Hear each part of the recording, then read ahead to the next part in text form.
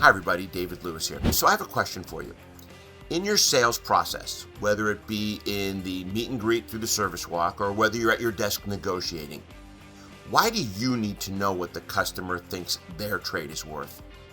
That has never made any logical sense to me, because nobody has ever given a number that is less than the actual cash value of the car.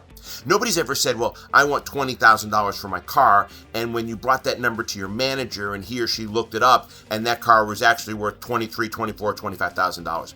They always want more. And what it does is it sets the tone for what they think their car is worth, and it starts the negotiations on trade on their number. So my advice to you is this. Don't ask them what they think their trade's worth. Just get a trade value, present that number to them, and then you're negotiating from strength, from your number, not their number. Good luck, everyone.